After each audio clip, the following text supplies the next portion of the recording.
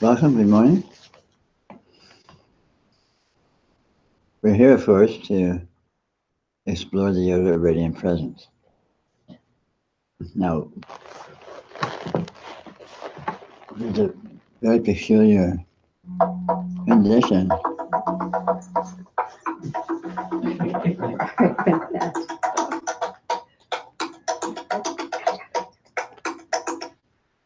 It's a very peculiar condition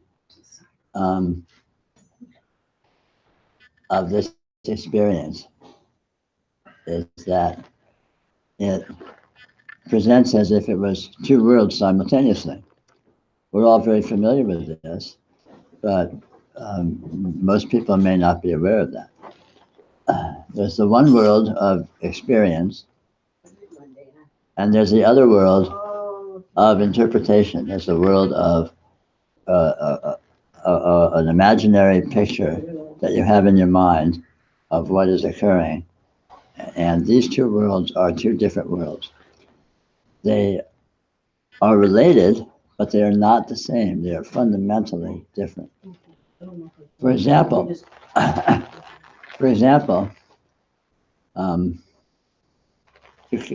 people carry around a picture of a fixed objective world that is stable and doesn't move. So you may easily feel that you're in a room and the room is sitting here and it's stable and objective. You move your head around, you see everything moving, but your intelligence tells you, oh, everything's not moving, everything's sitting here, it's fixed and still. It seems to be moving because your head's moving. So there's these two worlds, the world where when you move your head, everything moves, and when you move your head, it doesn't. The world where when you move your head, things aren't moving is an imaginary world. The real world, when you move your head, everything moves. In the real world, things get bigger, things get smaller. In the imaginary world, my hand is always the same size. It just looks bigger because it's here. It looks smaller because it's out here. Now, the way we've all been trained, indoctrinated, most people think of these two worlds as being the same. They aren't aware that there's two worlds. These two perspectives are superimposed and held to be the same thing, which is fine as far as bumbling your way through life. It works out all right. But it's useless as far as discovering what you actually are, what this actually is. So for spirituality, the imaginary world is a world of delusion. The conceptual world is a world of delusion. The interpretive world is a world of delusion. The world where the room sits still and doesn't move does not exist. It only exists as a fantasy in your imagination, if you're holding it there.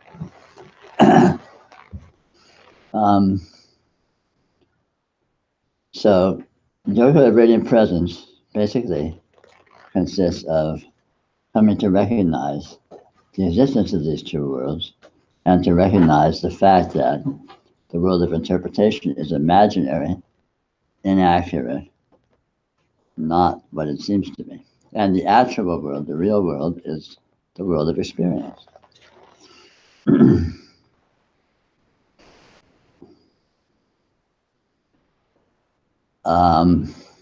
This can be intricate to explore because of the depth of our and lifelong duration of our indoctrination into living in this interpreted world. We're really, really good at it, and it goes very deeply into our concepts, into our psychology, into the way our mind works. We're really very deeply in the habit of orienting to things as if the interpreted world was the actual world, which is backwards because it is not. The experiential world is the actual world. So the practice of yoga of radiant presence consists of noticing the nature of the actual world, the nature of experience, and noticing that the ways in which it does not correspond to the imaginary world, the interpreted world. And as one proceeds in this, one discovers the fundamental and profound nature of the difference between the two. They're not just two slightly different versions of the same thing. The experiential world is profoundly and utterly different. The experiential world, by its very nature, is amazing, whereas the interpreted world, the imaginary world, is dull and stiff and small and limited and very ossified and frozen. So, in essence, that's the entirety of spirituality right there. We have samsara and nirvana, the interpreted imaginary world and the real world of actual presence, the actual world of radiant presence. I coined this term radiant presence to indicate in concepts the nature of this actuality that exists beyond interpretation. Just to indicate two rather comprehensive aspects of the way that it is. But that's not important at all. The important thing is what it actually is, and to become aware for yourself what it actually is, to become very intimately aware of its nature and qualities and flavor, and especially the ways in which it diverges from the imaginary world you may be used to thinking you inhabit. Doing so progressively invalidates the imaginary world, and instead of orienting primarily to this imaginary world with the actual world as a sort of a background, as a sort of a feed of raw material, the balance shifts and you begin to orient primarily to the actual world, the world of experience, and then the interpreted world recedes to the background where it belongs as a convenient sort of a map that we use to get along with others and so on and so forth. The challenge for this, of course, is in the details, because this is something that, in theory, it's very simple, but in the practice of your actual life, in the practice of where you are right now, right here, what's up with that? What do you do with that? So, the intricacies of approaching this, of being with this for yourself, is essential to go through, because you're the one that has to see these things if you're interested in discovering your actual nature, the actual nature of what's here. The theory is of no use at all, of course. The important thing is to practice. The important thing is for you to be looking for yourself and recognizing in your own experience what is happening in regards to all of this.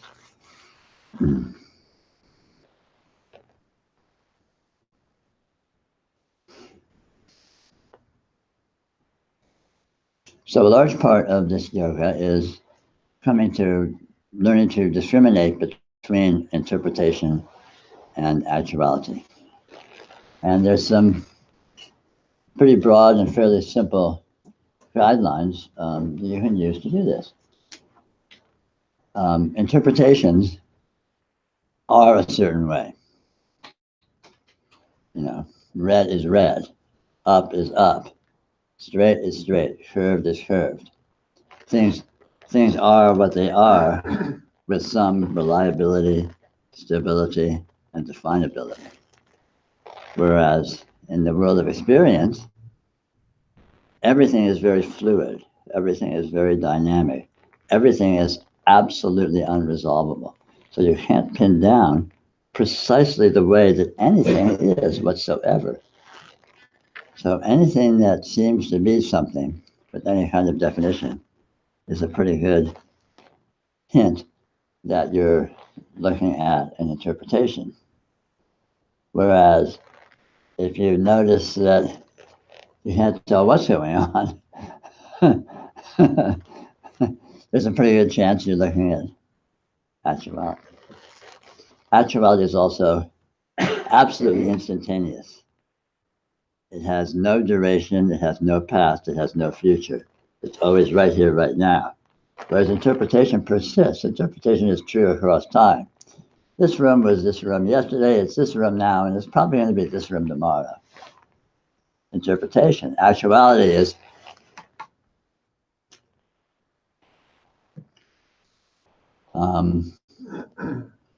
some other hallmarks of this is, let's see.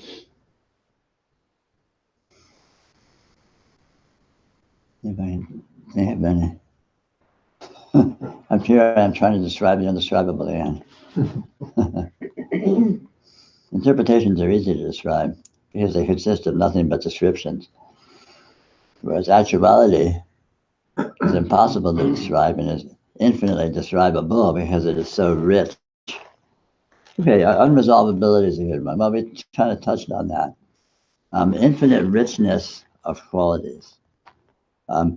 Actual experience, actual reality is infinitely rich. It's infinitely deep with the qualities that are present. You know, the richness of color, the absolute variety of everything, the infinite variety of all experiential qualities is virtually limitless, is literally limitless, is infinite. Whereas interpretations are finite. Again, they're this way or they're that way. That's another aspect of the difference between the two. Interpretations are different from each other. This is this and that's that. The room is a room and a chair is a chair, and a chair is not a room and a room is not a chair. An experience is not like that. An experience is very strange. It seems everything blends together. Everything is more or less continuous. The room and the chair are both this. That's here.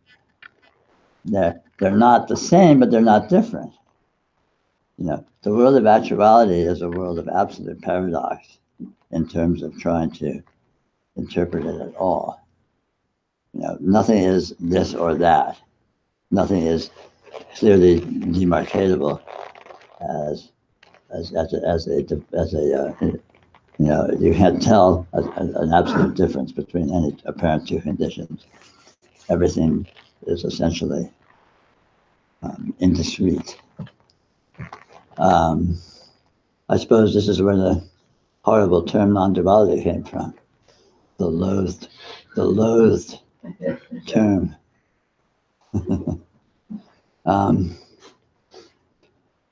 So anyway, this is a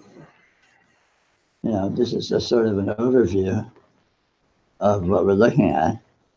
But as I say, the important thing is for you yourself to explore this in your own experience. The theory is absolutely useless.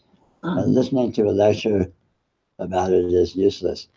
You know, the important thing is for you yourself, if you're interested in going the distance with this, is for you yourself to look within your own experience and explore it and find for yourself the way that this is, at which point you will discover what you really are, you'll discover what all this really is, which is, it turns out to be, very fortunately, it turns out to be a whole lot cooler than the interpreted version that we've all been sold it as being. So anyway, why don't we have some chat if you're interested in talking about any of this in terms of the particulars in your own experience.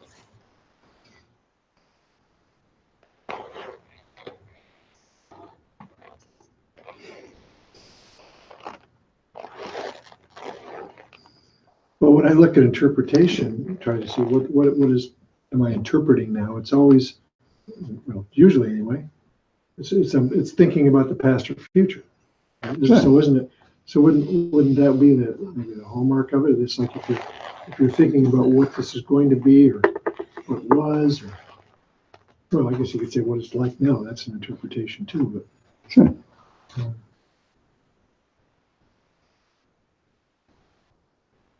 Well, basically, in thinking, abstract thinking is interpretation. It's that simple. If you're thinking in words or concepts, that's interpretation.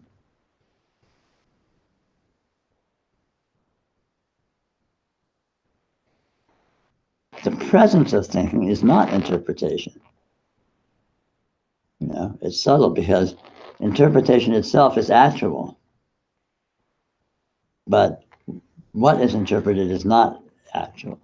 The existence of thought is real. The content of thought is not accurate.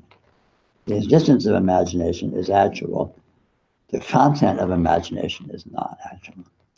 So I imagine this stable room. That imagining is real. But the stable room is not. And you can tell if I look at the imagining, it comes and goes, it's variable. I imagine the stable room and I do it differently every time, which is one of the hallmarks of actuality. It's very fluid, it's very dynamic. It's never one way with any stability. It never repeats itself and it's always different. But from the point of view of interpretation, oh no, the room is a room and it's just here and it's solid and it exists objectively. I mean, in one sense, interpretation is objectivity. Actuality is subjectivity. What we call those two things. Objectivity is imaginary. But the thinking that it's a room doesn't go away because, like, obviously, you walk into this room, you've got to navigate it within the room. Sure, the thinking doesn't go away, but navigating is not an aspect of thinking. Navigating is actuality. The thought may be that the navigating is done by thinking, but the actuality of navigating is not done by thinking. But I'm not generally aware that thinking, okay, I'm in a room. I'm not thinking that. Right. That's why it's insidious. A weird way to put it is what it feels like. So you may not be thinking, I'm in a room, but if it feels like you're in a room, then you are thinking that. Whereas if you just feel like you're here in this, in an open-ended sense, that's different. It feels different. It's not a room. Yeah. It's just this, whatever it is. And then I can go back to, but it's a room, and I step towards interpretation. And then, but does it feel like I'm still in this, and I'm thinking of a room, or does it feel like I'm in a room? And that's the difference between whether you are. It's like these two worlds coexist side by side. Which one are you looking at? They look just the same, but which one are you looking at? Which one are you oriented to? James? Yeah. When I look around the room, I still see people, and it's pretty stable. When you're looking at it, all us now, how do you see us? I see this. Is it different from what I see? I mean, no, it's no different than what you see. But your mind's coming from it from a different perspective or something? Well, there's no perspective. It just is present. But like when I'm thinking, okay, I'm looking at this lady's back and there's infinite possibilities there. Sure. So I'm thinking that I'm supposed to be seeing, I don't know, like hundreds of different images or something. No, you just see what you see, but what you see, you're calling it a lady's back. That's in your mind. What you're seeing is the presence of color, presence of form. And that it is color is also in your mind, but this is actual experience. So that this is a flesh-colored hand is a thought, but the presence of this is not a thought. It's subtle. So when I see the lady's back, it's the naming of it. Yes, more than just the naming, it's the thought that it is that, whether or not you're naming it specifically. Experience has no labels on it. It just is. A newborn baby born into the world is just, they don't know what anything is. It takes them years to get any sense of, oh, this is this and that's that. And all of that is an overlay that is very intensively, trained into, brainwashed, you might say, over the fundamental sense of just engagement with the full field of presence. So your experience is a full field of presence. That's what it is. It always has been. It was that before you could speak. It was that when you were, 1 minute old. All there was this presence. That hasn't gone anywhere. It still is just that. But your mind has been very highly educated to be able to name things and talk about things and think that this is this and that's that. And it's insidious because along the way, you may have thought that that's actually all accurate and true, whereas in actuality, it's very arbitrary. And the implications of these definitions are inaccurate. This is the important part. Experience is very different than what it's defined to be. And so again, this is the whole point, is to look at your experience and see what raw experience is, see what interpreting is, and learn to discriminate between the two. And it's not necessarily easy, because the interpretation, you've been doing it all your life, and it's been very deeply, you've been very deeply indoctrinated in it. One way, we can't put labels on it, but one way I might be looking at you is in a sense of there's energies there, there's colors, there's movements, there's noise. Sure. But don't try to. Well, you can say that. There's energies, there's movements, there's noise, but energies itself is just a label. Movements itself. So you look at what you actually mean by energies is here. There's not a word, not a thought. What do you mean by movement? This, like I say, this is movement, but this is actually just this. What's movement? It's subtle. It's subtle because we're not used to doing that. We're used to just lumping it all together and assuming it all just lines up and all works together. And it does for practical purposes, but it doesn't for the purposes of seeing what's actually here, for the purposes of spirituality. You say, okay, so what's movement? To me, it's just that. Yeah. Sometimes when I try to get to that deeper level, I just get stuck there. I can't seem to get any further. But I think that getting stuck there is okay. That's kind of what's supposed to happen. Just be with what's there. Don't worry about it. Explore it. Be with the stuckness. Well, if it seems like stuckness, look at the stuckness and see what that is.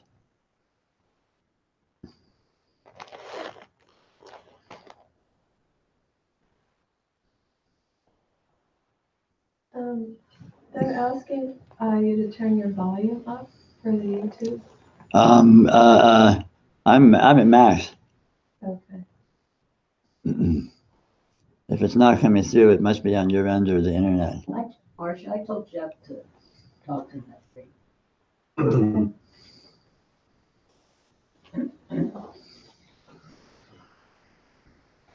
Technical difficulties.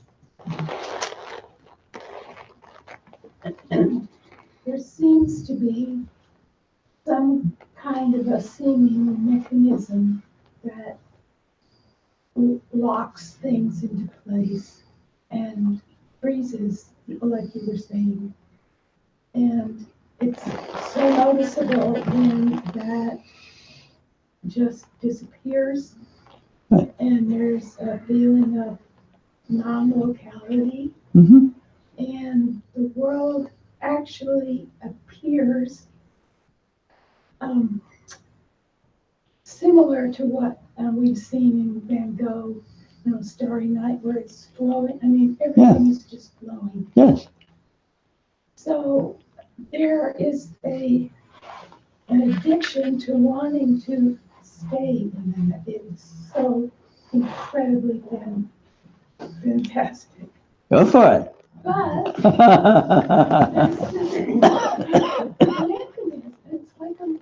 mechanism that is so automatic that I keep trying to play tricks to try to get that back, or try to not Yeah. get so stratified in this Okay, yeah. frozen world. That's good. See, this is very good. This is a pretty advanced point of yoga.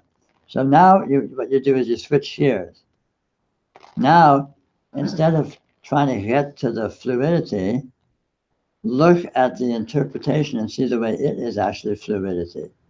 The way it comes and goes with an instability and a dynamism, just like the fluid world of instability and dynamism. And you'll discover that they're one and the same. And then you won't have this dichotomy anymore. So even when the interpretation kicks in, it's just going to be more starry night. See, but that's a high point of yoga. See, now this is very good. You're working with, you're working with you're on the home stretch.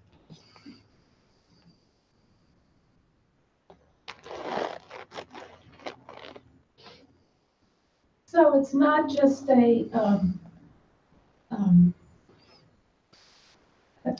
fragment of experience that No. is just No. once in a lifetime or something. No, you see, everything turns around, and yoga is very interesting because everything turns around several times during the process. White becomes black at certain points, and then at certain points, black becomes white again, and it all changes around. So in the beginning of the yoga, you're trying to fight your way out of interpretation to the world of actual dynamism and fluidity. And in the second half of yoga, you're letting go into the world of interpretation and seeing the way that it is a world of fluidity and dynamism. So you're trying to get away from interpretation, then you're going into, then you reverse it and go back into interpretation, but from a different perspective. You do the yoga on the interpretation itself. So which can be challenging because you may be, for years now, you may have been doing the yoga headed towards the fluidity, and now all of a sudden, you slam on the brakes, pull a 180, and you're heading the other direction. You're going back into interpretation and do the yoga on that. But that's the home stretch. This is great.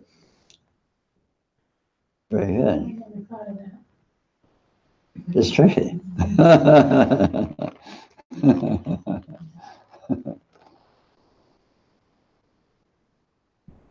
If you did that, you'd be likely to find out if you're thinking, this is a room, right? Because that's what you're looking for, isn't it? I didn't follow what you're Well, saying. you're saying that he doesn't know that he's thinking this is a room, but Right. there's a feeling of staleness. Yes. So we won't know if we're thinking this is a room until we would go and explore that interpretation itself and see if that thought is somehow manifesting. Well, not necessarily. Like I said, you can tell if you're interpreting by what it feels like. This is the insidious nature. This is the whole reason for practicing, for the whole reason for spirituality, the whole reason for practicing yoga, is because if interpretation was just interpretation, it wouldn't matter. It'd just be a mental game we're playing. But the problem is, the mind has this horrible well, maybe not horrible, that's this insidious property of hypnotically simulating what it would feel like if the thought you're having is true. So you have the thought, oh, maybe this is an objective world that's not moving. Well, my experience that everything's moving is just an artifact of a head moving around in an objective space, right? So that's a thought. Fine, no problem. It's a fun thought. Cool, neat idea. That's mental games. This is very cool. But then the insidious part that kicks in. The mind very obligingly, hypnotically says, okay, what would that feel like? And all of a sudden, you feel like you're in this stiff, stuck room that's not going anywhere, and you're this little creature in this big room, and it's all stable and solid, and you're stuck all of a sudden. There's this stuckness. But it's all being created. It's all smoke and mirrors. It's being created in imagination, hypnotically, with the concept of objectivity as a seed. So the problem is that feeling tone. If that mechanism, Find the concept and you just look at the feeling. yeah, And if notice you, the feeling and yeah. see the texture of the feeling. yeah, and if you have the feeling, then that's a sign that you orient your interpretation. And again, like you say, you can do the yoga on the feeling itself. So there's this objective world of stuckness. What is objectivity? What is stuckness? As not conceptually, of course, just feel objectivity, feel stuckness. And of course, you're going to end up right in subjectivity because feeling is feeling is feeling. And you know, so I mean, this is the wonderful aspects of yoga is that you can do it anywhere. There's nothing whatsoever that's not a good engagement point for practicing yoga. But you have to be artful. It's tricky because we're typically fighting against a lifelong indoctrination that the interpretations are true. You know, this room may have felt like it's a solid, objectively existing room, you know, seemingly for 60 years. And all of a sudden I'm saying, no, wait a minute, look at that, it's not. And it isn't. But you have to see that. And typically we seem to be, you know, like horses that know our way back to the barn. You know, the mind seems to follow well-trod paths, and the well-trod paths are typically paths of interpretation. But at the end, it's very paradoxical because, of course, everyone, no matter how firmly entrenched in interpretation you are, you always also have direct experience. So you're very familiar with fluidity. You're very familiar with spontaneity. You're very familiar with instantaneity. You're very familiar with absolute uniqueness and non-repetitiveness. You know that you've never experienced the same thing twice. You know, what today looks like has never happened before in any of its details. And you have this immediate experience, so that is also available. That's a very powerful resource in yoga. So even though the interpretations are insidious, the raw experience, the radiant presence, is obvious.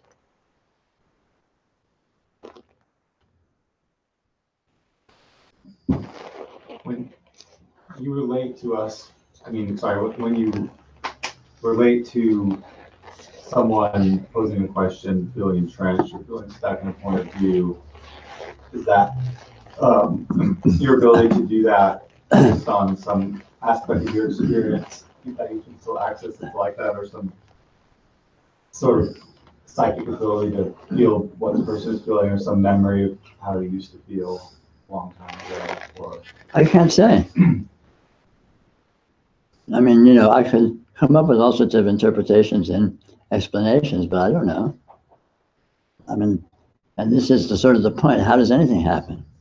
I mean, you asked that question. How can you do that? What is it would you do when you're doing that? What's happening? Where they're coming from? It's like,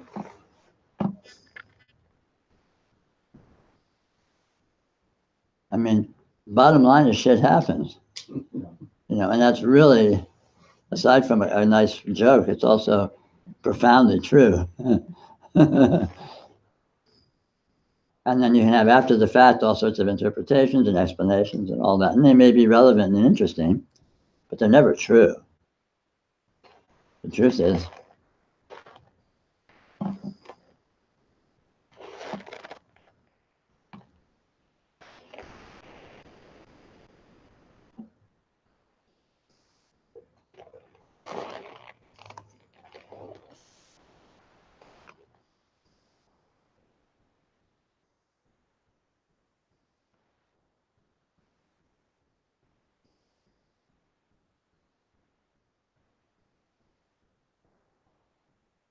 I can see where resistance is what prevents a lot of the experience of flowing. sure, Resistance is really powerful. Sure. Army. sure. And resistance is insistence on interpretation. That's all it is.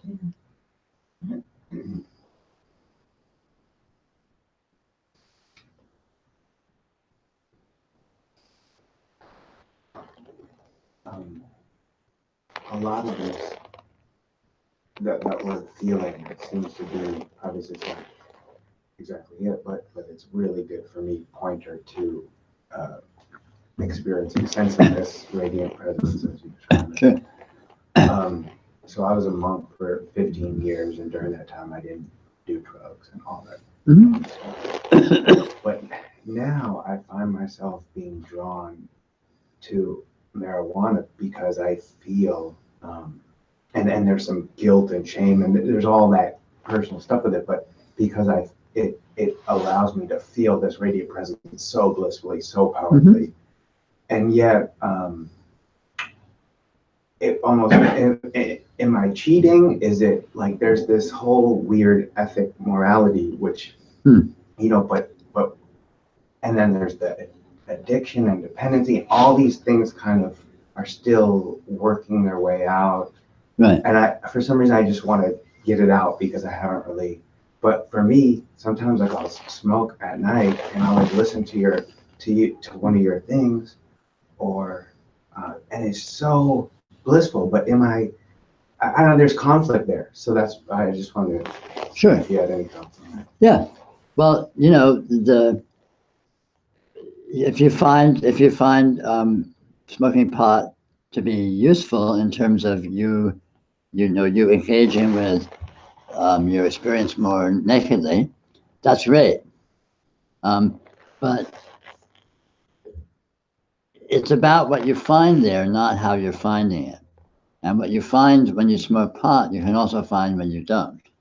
But the smoking pot, if it's useful to experience raw reality more directly, that's great, because then you can familiarize yourself with its qualities.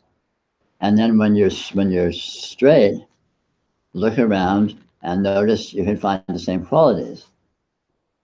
And then you can sort of A/B this, move back and forth between these two realms and discover the way in which they're the same, discover the common denominator. So the effect of the drug is itself an experience, but the experience, the essential nature of the experience is not dependent upon the effect of the drug, even though the effect of the drug is heavy-handedly useful for you in revealing these qualities, or in enabling you to access them. And all the other stuff is really just grappling with interpretations, filter, there's all these various, aspects of it, which is fine, because again, in the course of the yoga, these things will tend to diminish in their urgency and their importance when it becomes clearer and clearer that they're perceptual in nature. Yeah, because my experience since meeting you, and whatever, but is slowly this message, let's say, is slowly like suffocating the illusion, the delusion, the interpretation, and it also seems like inhibitions are leaving too, which are really wonderful in a lot of ways. I don't have to go to the gym today, or whatever it may be, but then also in the pleasurable way too. Oh, I can, and so anyway. But that's great. This is how it goes. Interpretations don't stop all of a sudden. They never stop. But what happens is, what it feels like is they recede in urgency, they recede in importance, rather than them being what's important front and center in the context of experience. The experience becomes what's important, and these interpretations are just sort of in the background. They're there, but they don't necessarily have importance or urgency or a sting to them, where they really matter. You get a more real sense of what is important and what matters, and what's truly important is only being itself, and being itself is already a done deal. So you're home free. And of course, when you fully discover that, that's what realization looks like. It's like being, just isness, is the only thing that's actually here, and it already is done. You can check it off the list. It doesn't need to be added to or finished or finalized. This is the finalization. This is the finished product, and there's nothing else. And when you really, when you really feel that, it's, what a relief. So all these urgencies of things you think you need to do in order to address some incompleteness or something that needs to be a certain way, it all just recedes in urgency. It's just echoes of ways that things seem to be at one point.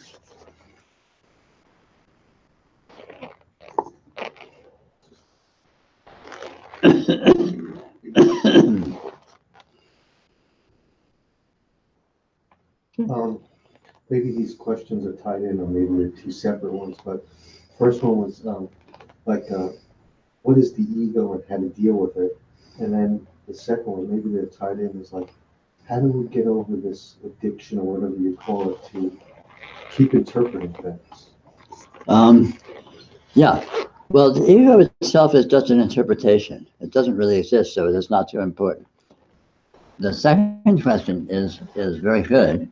You get over the addiction to interpreting things not by stopping it, not even by addressing it, but by give more of your attention to naked experience.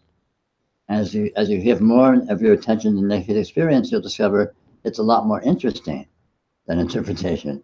It's a lot more fulfilling than interpretation. And gradually, your attention your orientation will be shifted more and more to direct experience and less to interpretation. And you'll notice that the addiction, just depletes itself on its own, diminishes on its own. I was having a little difficulty with, the question, what is experience, like going anywhere with it? Yeah. But you said experience is beingness, so I changed it around to what is beingness. Sure, that's a good one. Yeah, that seems like I can, like you said, I can surf that better. Yeah, do it by feeling. Feel beingness. Beingness is right here. What is it? Don't ask the question, feel it, and in the feeling, explore it. Like the way you would explore what water is by putting your hand in a glass of water. You're not thinking about it, you're just doing that, but in doing that, you're learning a whole lot more than you could by thinking about it. So likewise, here's beingness right here. What is it? And you feel this. What is it? Not asking the question, just exploring it by its presence. It's right here, it's not hidden. It's very weird and trippy, but it's not hidden. So just let yourself be with being itself. Being is not a concept, it's real. This is being, this is the real thing, and it's not hidden, so what is it? You put your hand in it, so to speak, your metaphorical hand, your hand of just feeling being itself. It's not conceptual, it's real, and it's not nothing. In fact, it's everything. You sometimes get a sensual quality. Totally, it's all sensual.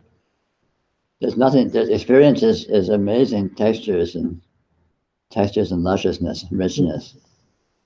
That's the kicker right there. It's just like, experience is pure hedonism. Experience is just all of these amazing, color, form, sound, texture, feeling. Whoa, it's just unbelievable richness. And it's all real, it's all actual, it's all right here. And you can't say what it is, but you don't need to say what it is because you have it. And you are it. So you just explore it by feeling the presence of it, and it will show you what it is. It reveals itself because it's not hidden. But it's not conceptual, it's not logical. So you don't get a rational answer. You don't get an answer to what it is, but you get to know what it is very well. The same way you know what water is by putting your hand in a glass of water. You don't get an answer what water is rationally or logically, but you know a lot about water by feeling it. Yeah, I can be a hedonist without guilt now. Yeah, go for it, dude. Why not? It's the most sacred path of yoga.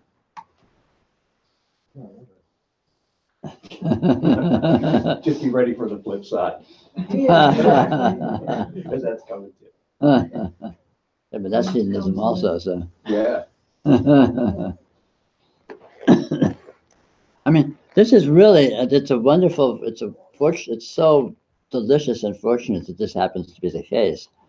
But yoga is so easy because once you discover the richness and the lusciousness and the amazing quality of actuality, it seduces you, it draws you in, it pulls, you don't have to, like, oh, I have to do my yoga today, darn it.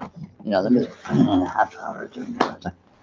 Yes, oh, you're just going into, because all you're doing is just enjoying what is. You're enjoying what's here, and there's so much to enjoy. It's so rich, all this color, all this lusciousness, all these qualities, And then as you proceed with that, you discover there's nothing but that. Even the interpretations are more lusciousness. Even the incredible intricacies of mind are more of this just amazing, inconceivable wow that this is. There's nothing but all of this and this richness, and it's total. It's heroin. It's total. You just it'll draw you. It'll pull you right in. There'll be nothing left, and that's what happens. but in a good way, not the bad way that with heroin. It's a good heroin, not the bad.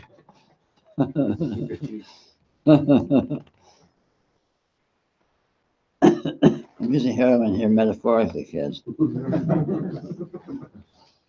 Don't try this at home.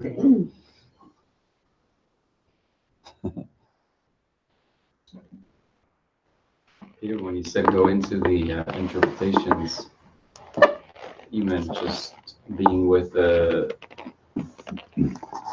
interpretations as you are. See interpretations as a texture, as a phenomena. Their dynamism, they appear mysteriously and flower, drift off, and then the attention drifts through them, and just be with the actual phenomena of the experience of what we think of as interpretation. And you'll discover that interpretation itself is actually radiant presence, and never was anything but.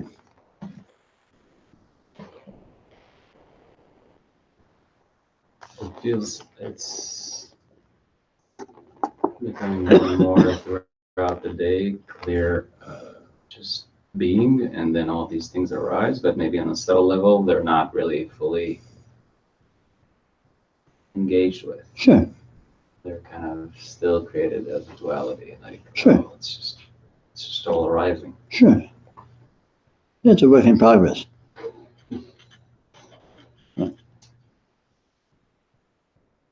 I mean, interpretations are usually the high watermark of, going into interpretations is the high watermark of yoga, because usually interpretations are so addictive. We're so addicted to them that even giving them any attention at all, and you're liable to just be sucked right in.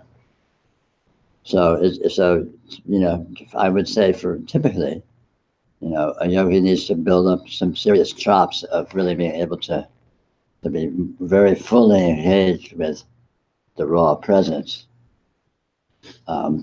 before you can begin to look at interpretation and not just be pulled into it. And then there's the other subtlety of that. If you notice that even the being pulled in is itself radiant presence, because the drifting of it's all focus of anyway. Yeah, exactly. The drifting of focus of attention is itself the very essence of radiant presence.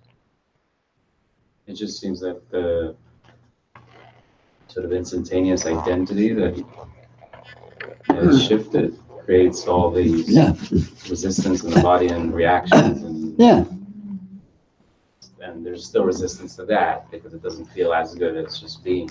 Yeah, and that's in the interpretation. But again, you had stronger and stronger being able to be with that in a less of a victim stance. As your yoga develops.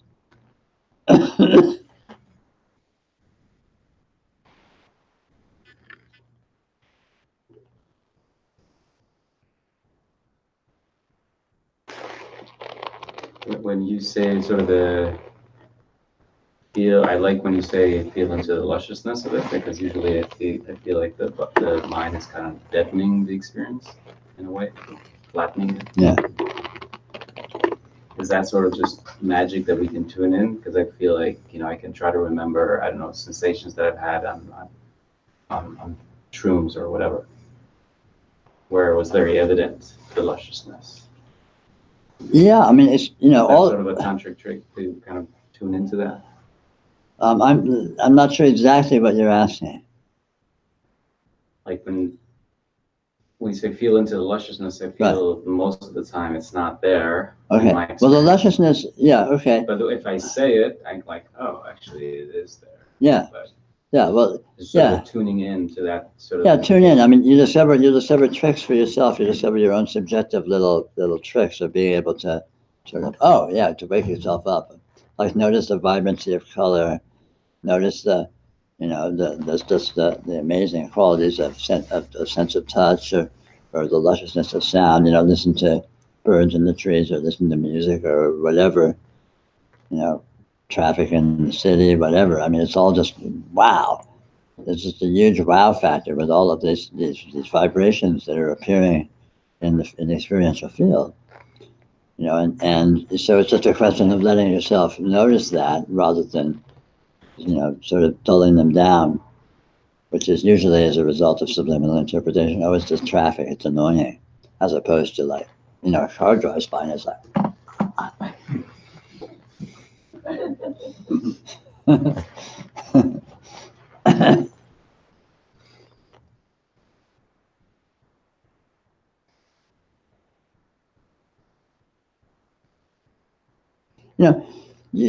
in the course of exploring yoga, in the course of exploring your experience, you discover all sorts of little tricks.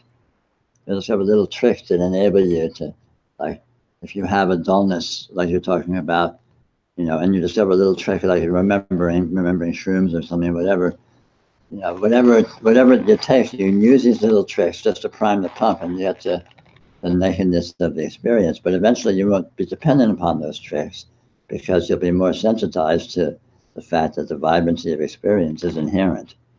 It doesn't have to be manufactured.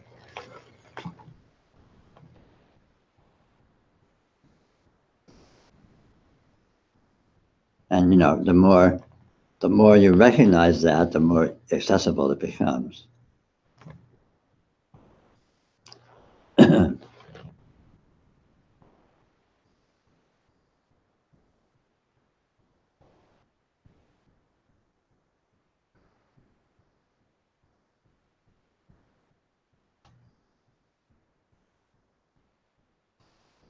Maybe this is a little off the wall question, but I know you're into magic.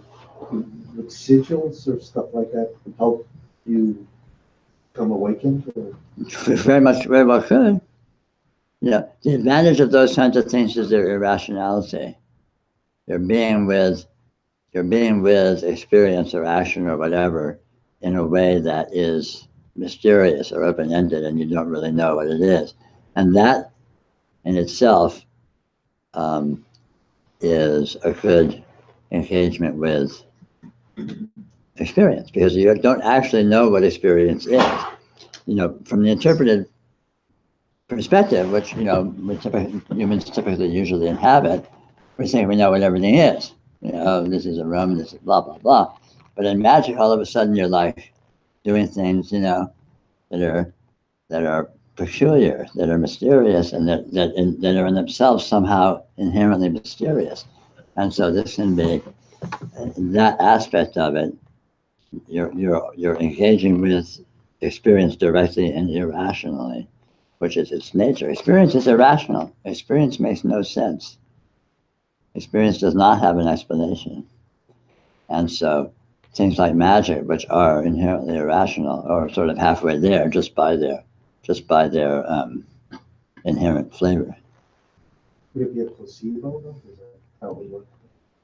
Well, it's kind of a fake it till you make it thing. It's a way of opening yourself to being with anything in a certain mode. And when you're with it, anything you're with is actually experience.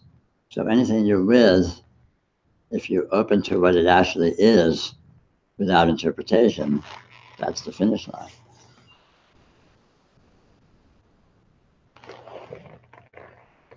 Did you say in terms of navigation, irrational navigation is more intelligent? It seems most of the time it's a very rational, especially at work. Like I have to fit it into a box. Irrational navigation is more powerful. It's more like art than rational navigation because it allows random access, it allows inspiration, it allows free association, it allows nonlinear processing. Mind you, the two aren't contradictory. Rational processing takes place in the context of irrational processing. Irrational navigation takes place in the context of irrational navigation. So if you're only allowing yourself to access irrational navigation, you're not drawing on what is also going on that you're doing, which is much more broad-based and random access. For example, if someone's talking to you and you have to think hard about what to say before you answer them, because you're trying to be very logical and rational, you're cutting yourself off. You might just have some inspiration and start talking, and it might open the door to something that's richer and more powerful than what you can come up with by rational processing, or in any context, not obviously just speech, just talking, whatever. I didn't think about it that way when you said it. The rational happens in the context of the rational, because I always thought about it the opposite. Say that again? You said the irrational happens within the context of rational. Of irrational. Right. Rational is within irrational. And the other way? No. No. Okay, that's rational. Irrational is the global. Rational is a very small subset of that. What's actually here is totally irrational and illogical and infinite. And then the portion that's trying to rationalize it and explain it and approach it with process is like this tiny little subset in the midst of this. It's kind of like looking at galaxies and then zooming in on a planet somewhere. But there's a street with a town with like streets laid out in the grid. It's like, look at the galaxy. There's no grids here.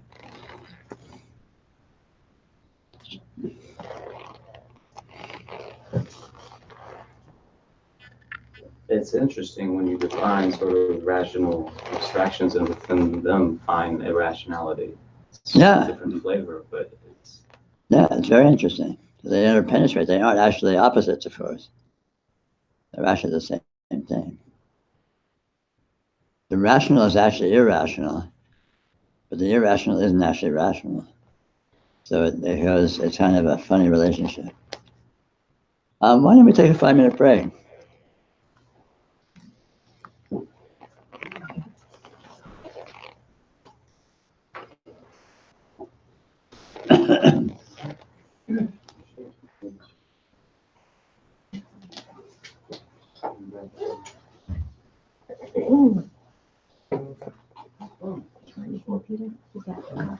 No, I'm good, thanks.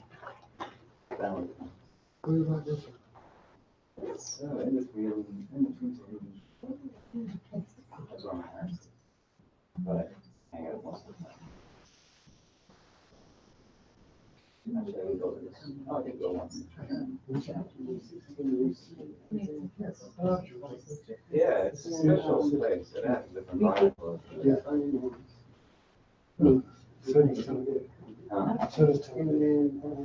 That's a different vibe. Yeah, totally. I mean, everything's quite distinct. Sort of a subject of the next training. So far, you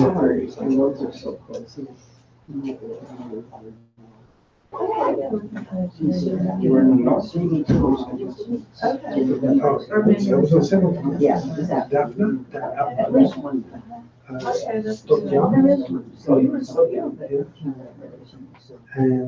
glass So that was right on the beach. on the beach. A friend of mine got married there.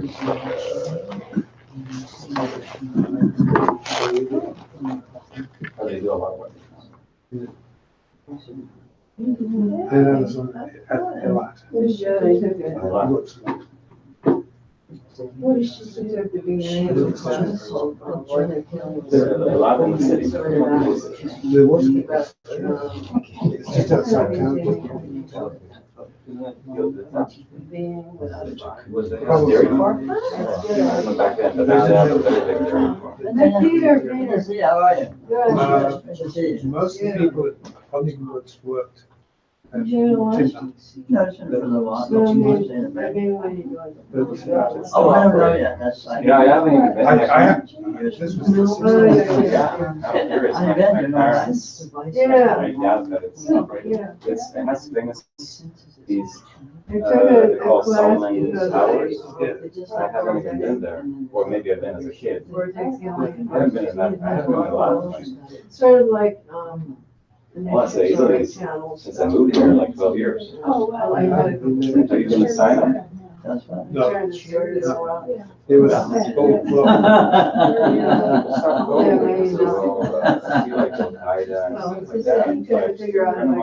Yeah, so we still go over the spike. there's somebody from Peter who's in Sinai right now. Really? Michelle and I'm gonna Deanna. get some hot tea. I'll make some.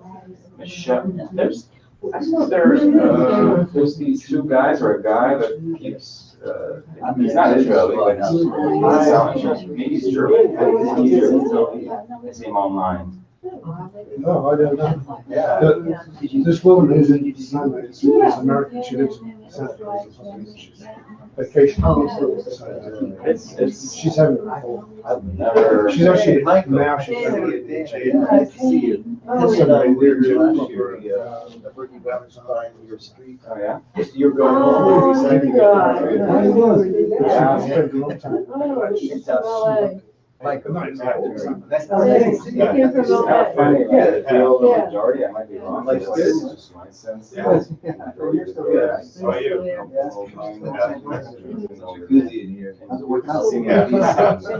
Pretty good. I mean, it depends on the era, my parents.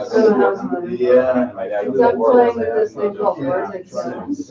Oh, yeah? I used to go. Okay, yeah, I was trying to Go go to to LA LA to work. Yeah, I don't even go to. It's energy challenge.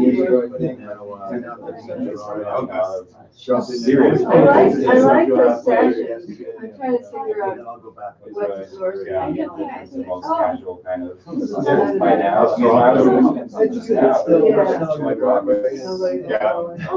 But now it's the spring season. Well, there's But, yeah. It's got a couple lots of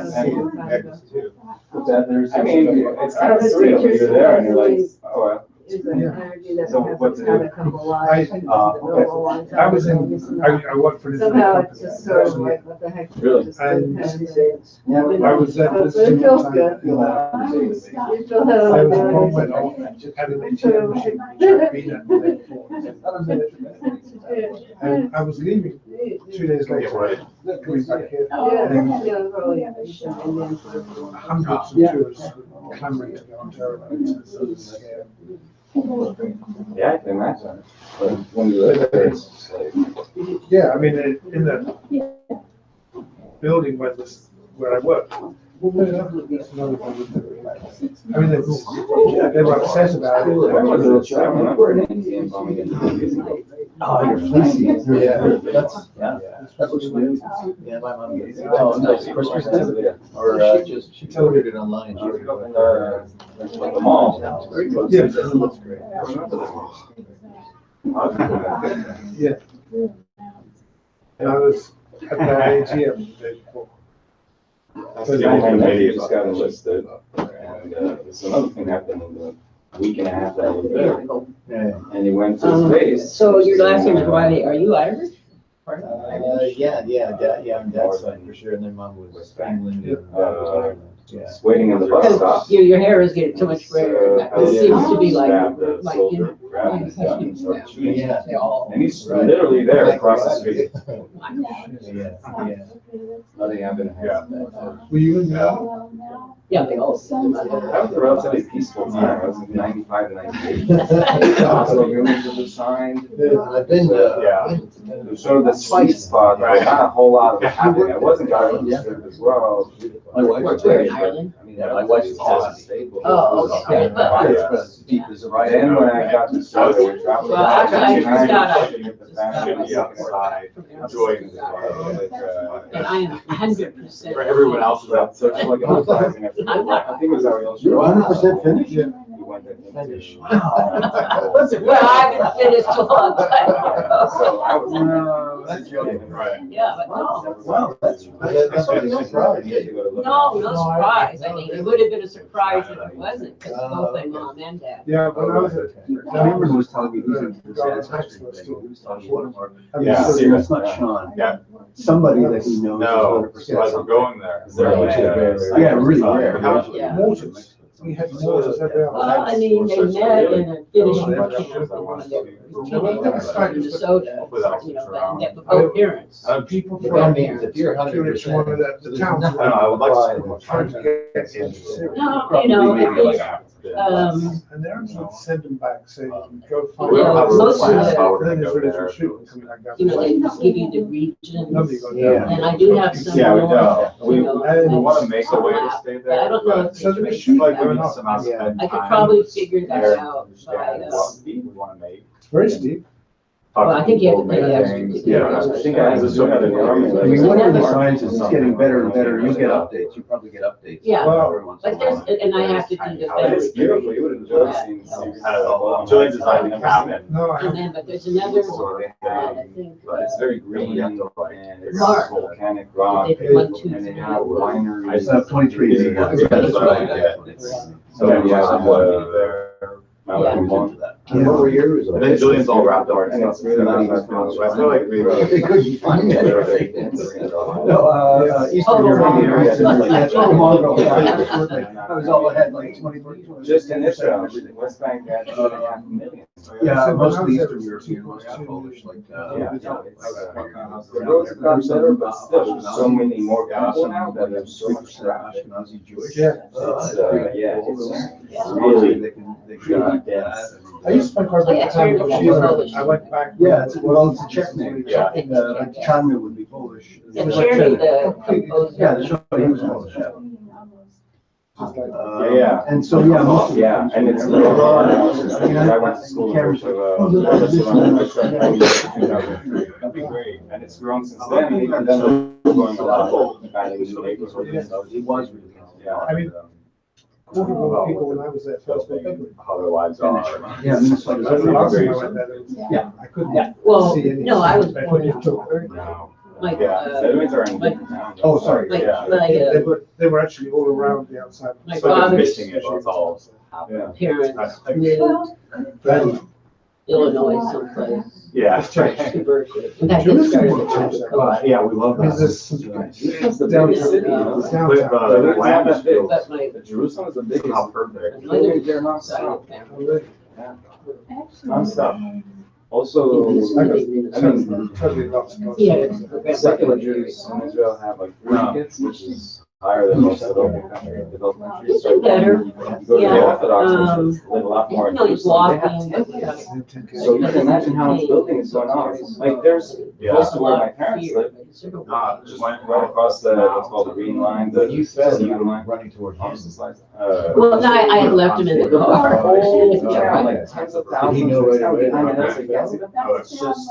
No, he couldn't see it. Good see. Yeah. Because I was going around. Pick you up, crazy.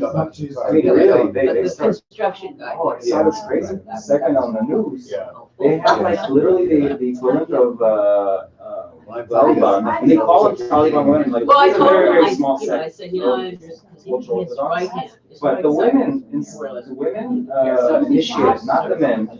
They literally look like hardcore Taliban. They're all black. Yeah, he's. They're wearing all this like And he wasn't huge gown, so you won't be able to see anything. Not their faces, nothing. And the ultra Orthodox, and the men they didn't initiate it, so they don't want it. And sometimes they're like taking all the. So, yeah, I They can went just right showed them.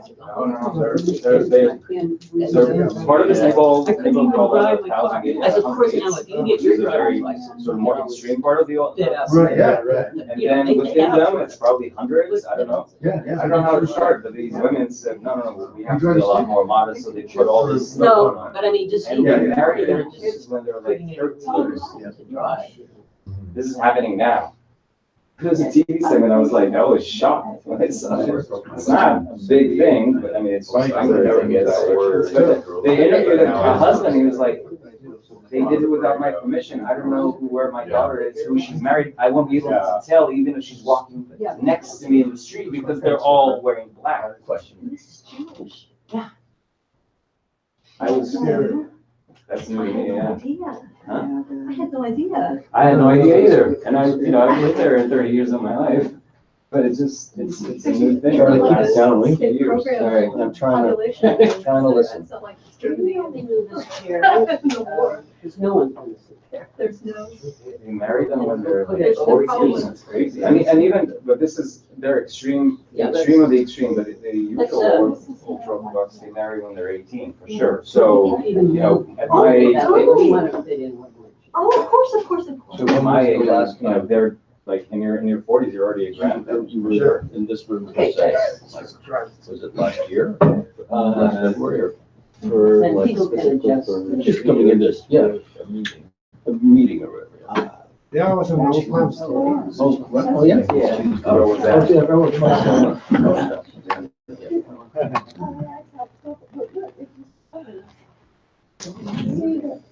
I just saw better ones on. Once again, the idea that spiritual students cannot tell time has not been invalidated.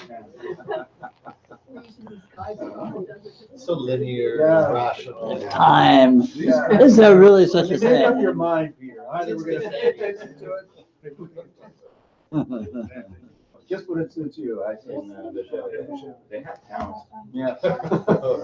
Damn it. Yeah, it's not a, it's a weird situation where some of them actually are serving in the military and they're very, patriotic, but then they're discriminated against and they're not getting enough, taxes and all that.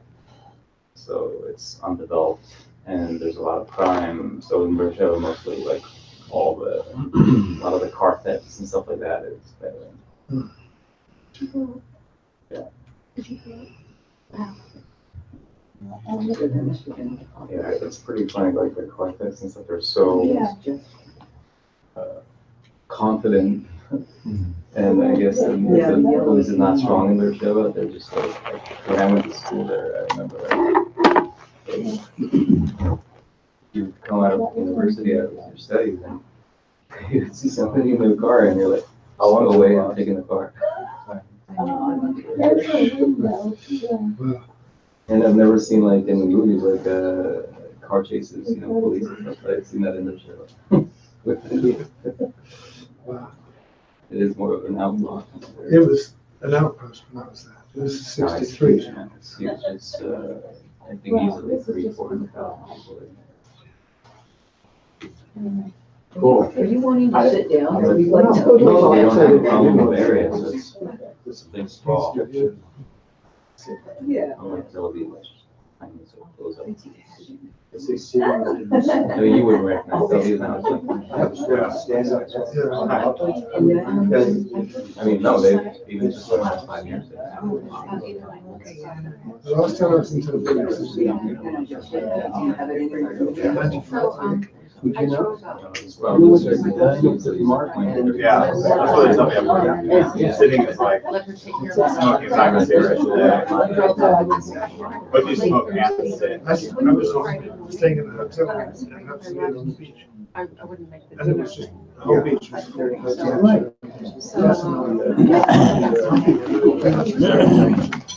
down by. They're still there. They're not they're kind of old by now. So it's San Diego. Carlsbad. Oh, Jimmy, Carlsbad, Air Force Base.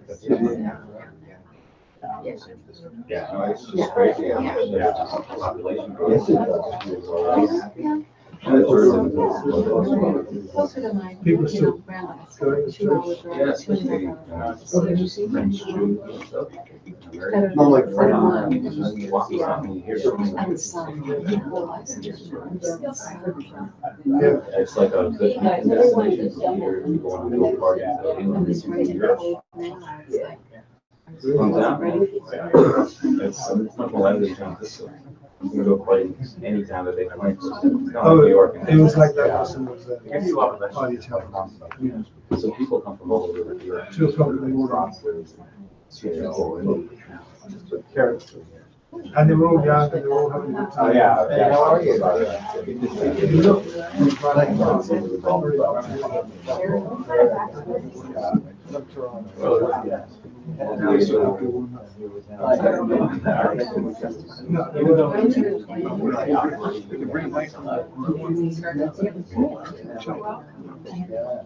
But you because they don't, it's getting a big.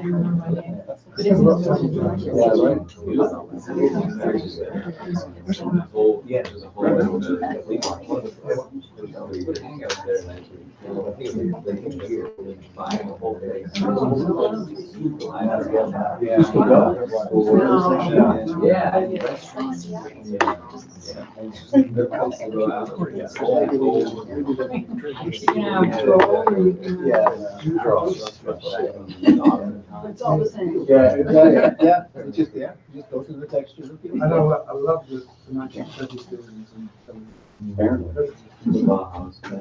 Apparently that's the fact.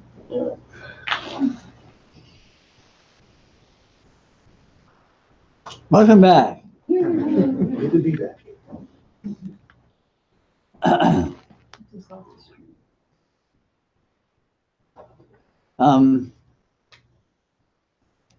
First part, I talked a good bit about interpretation in the context of this. I'm going to talk about this now. This, right here, right now, radiant present. There's nothing else. It's immediate. It's totally full. It's totally what it is. It's completely this. There's omitting nothing, including everything. But there's no everything to be included. There's just this itself. Right here, right now, always, completely. It never becomes anything other than exactly what it is, but it always looks different. Very strange. It never becomes anything other than what it is, but it always is infinitely differentiated within itself. It always looks like inconceivable detail, every aspect of which is different than every other aspect of which, with absolute dynamism. And yet, it is always exactly this. It never gains anything, it never loses anything, it never becomes anything else. It is what it is, and it is what it has always been and what it always will be, with entirety, with completeness. This is all that there is. This is what you are. This is what reality is. This is what the absolute is. This is what any concept or word you can come up with is. And it's completely obvious right here, right now, and there's nothing else. And check it out. So that's the other side of the coin.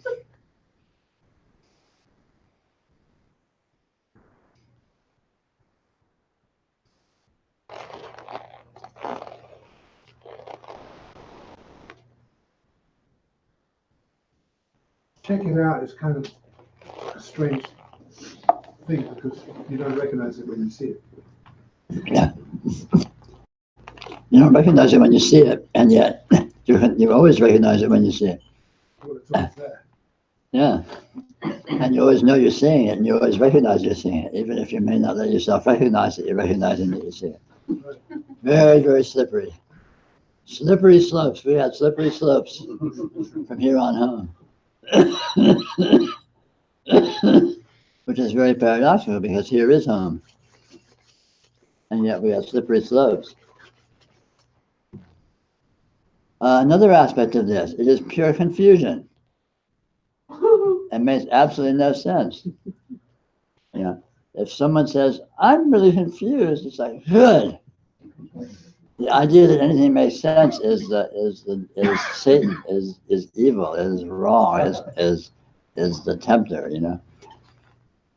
Confusion is only a problem if you think there's supposed to be some unconfusion. If you think there's supposed to be some logic or explanation, there is no such thing.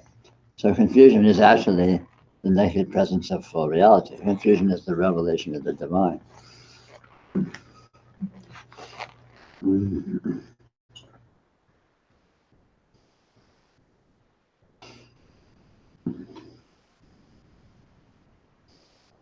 Let's talk about specificity. It's absolutely specific. Everything is precisely the way it is in the instant. Precisely. Every single portion is bang. Every color is exactly what it is when it is, right here, right now, always, and continually changing into exactly what it is right now, always, right now, always just changing, but with absolute specificity, absolute, incredible, inconceivable, endless detail, all totally specific. And yet, every one of the specifics is entirely unresolvable. You can't find it. You can't pin any of it down. It's all just, what is it? What am I seeing? What was it? What is it? What's happening? And you can never answer that question. So there's this endless paradox of infinite specificity and infinite unresolvability. You know, I mean, this is, you know, physicists came up against this with quantum theory, you know. Everything's exactly what it is, but you can't say what it is. You can know exactly where an electron is if you don't know how fast it's going. You know exactly how fast it's going if you don't know where it is. You can't pin it down. And it's not due to a failure of measurement, it's due to what it actually is. This is the nature of this. It presents with an infinite degree of specificity, and every bit of that specificity is entirely indeterminate, entirely unresolvable. You know, makes no sense. But that making no sense is not a failure to make sense. That making no sense is its very nature.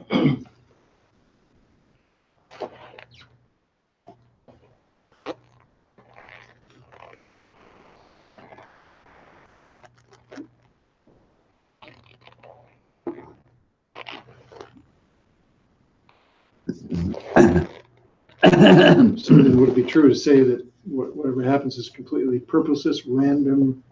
There's just no sense whatsoever that can be made of it other than your thoughts about it? You can say that, but that's not true. Because purposeless supposes that there is such a thing as purpose, so that there can be some purposeless. And purposeless and purpose can't be isolated as independent things that actually have existence. So this is totally purposeless, this is totally purposeful. This is totally random, it's totally deliberate, it's totally, you know, whatever. You know, if you look for any quality, you find the opposite with it. This is intrinsically paradoxical. You look for order, you find chaos. You look for chaos, you find order. You know, this makes absolutely no sense, and it makes total sense. You can never pin it down, and you can pin it down to an infinite degree. You know, but it's not. But then you say, well, which is it? No, that's the one thing you cannot do. You can't answer but you can't pin that down. Science is going to continue discovering endless, more detailed and nuance of exactly the way this is. Endlessly, that'll disprove everything that they thought before, until the next time, and so on and so on and so on and so on. So what is it? You can never answer that. You find detail, but you can't pin down what it is. It's very peculiar condition that's here. Very, very peculiar. It's not simple. But you don't need to make sense of it. It doesn't matter if it's simple or not, because it's right here. Just this, you feel it, and you get all of that for free. You don't need to parse out the thises and the that's of it. It's just bang, just here, right here. It's all that without even needing to think it or say it. So I'm just spouting all this bullshit, but here's this, and it's the real deal. So, and amazingly, the yoga is This.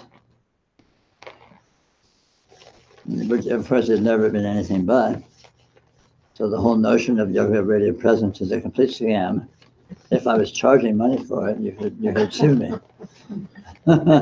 Fortunately, it's folie à deux. I'm here, but why are you here?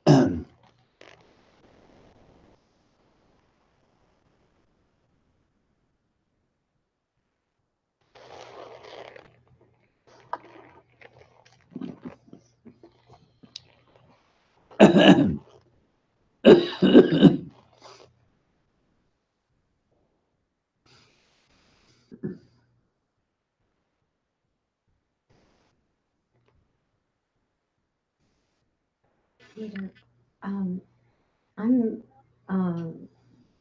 just amazed at how looking at this and investigating it in ourselves just brings us back to the fact that we remember all this. Yeah. We know it. Sure. Absolutely. All the time we know it. Yeah. And it becomes more and more apparent as you get into it more. And I think, how in the world could we not have known this? How could we have ostensibly gotten so lost into this other way of thinking? Yeah. I mean, that's the mystery. Yeah. And this feeling of home, I assume that that's what started the whole process anyway, the search for ourselves or the search for something more than what we think we see. It's that quality of home, for me anyway. It feels like home. Sure, it is. Yeah. So it's just kind of crazy that we got lost. You know, well, again, felt it's the very peculiar quality of intelligence to try to interpret.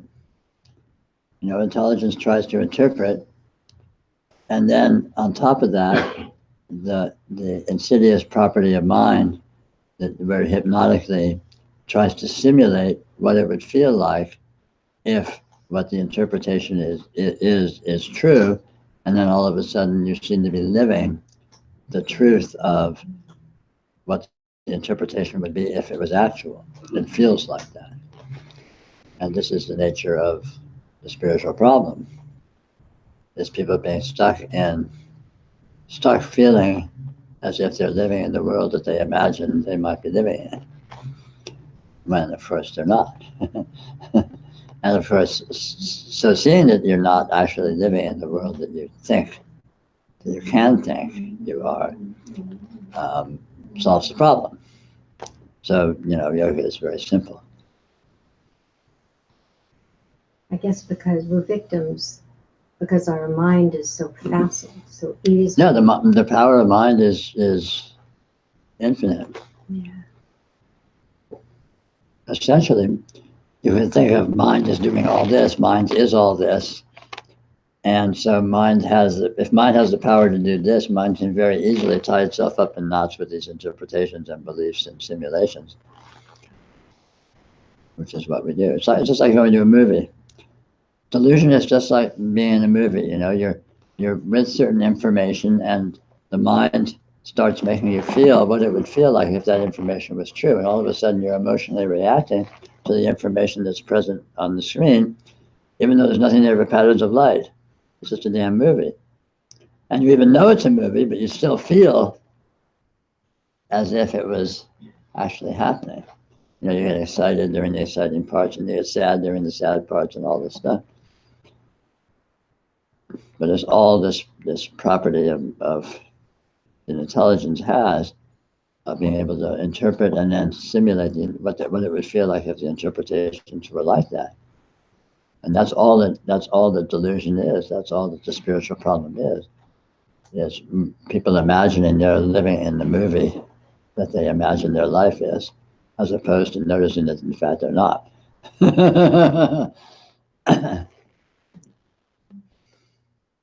You know, in reality, you're not in anything. You are it.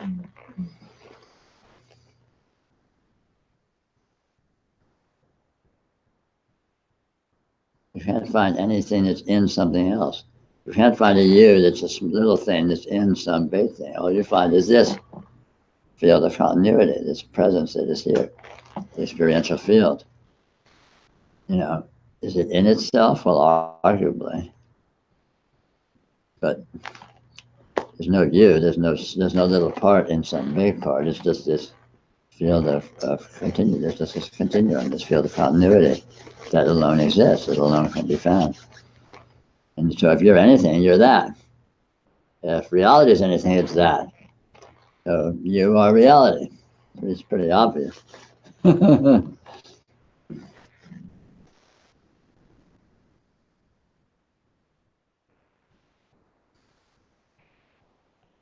I was reading your book last night. I had read it before, I was just going over it again.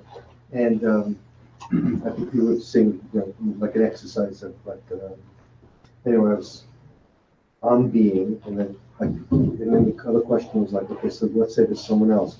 Are they in your being? Are you in their being? So I came up with the idea, I'm being, and other people are in my beingness. Mm-hmm. But other people would have their beingness and see me in their beingness. Well, if they existed, they would.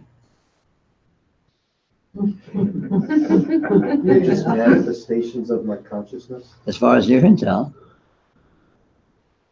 I mean, maybe they exist independently in some weird way, but you could never know that.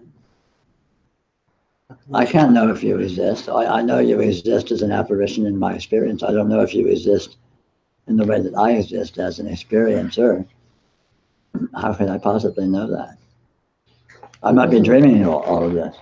Doesn't the fact that I think you exist, but it's not only me, other people in this room would think you exist. Well, they may say they do, but all I'm hearing is sound and movement. In a dream, people might walk up to me and say, I think you exist. And I'd say, you're right, I do, but you don't. How can you know? It doesn't mean that you don't exist. It means I can't know. To me, you're an apparition. But look at it closely. To me, I'm an apparition. This body appears in my experience just like that body appears in my experience. I'm not this body any more than I'm that body. I'm the experience. I can't find a me that's separate from experience. So this body's an apparition, that body's an apparition. The thoughts that appear that are supposedly my thoughts are an apparition. The emotions that appear that I'm supposedly feeling are an apparition. So everything is just an apparition in me, and I can't find anything else. That doesn't mean there isn't anything else. It just means I can't find it. So it's a matter of sticking with what is self-verifyingly true rather than stepping off into theory. Because then all of a sudden you're going into fantasy again. Maybe other people exist. Sure, maybe, but all of a sudden that's a concept. And then you're off and running. My mind writes now saying, well, I can find it. I'm here and you're there. But well, you can say that, but when you look at what you mean by that, all you're referring to is apparitions within your experience. You can't find a me other than the colors that are appearing in your visual field, the sounds that are appearing. You know, if you shake hands, you have the sense of touch. You can't find any more me than that. It happens that I exist, but I don't know that you exist. And when I say it happens that I exist, you can't know that I'm telling the truth. It might just be empty sounds that are appearing in your experience. But it's not important, really. What's really important is to take an inventory of what's actual. And what's actual is what is appearing. And then you don't need to interpret whether it's a thing or not a thing, whether it's a being or not a being. That's all just concepts anyway.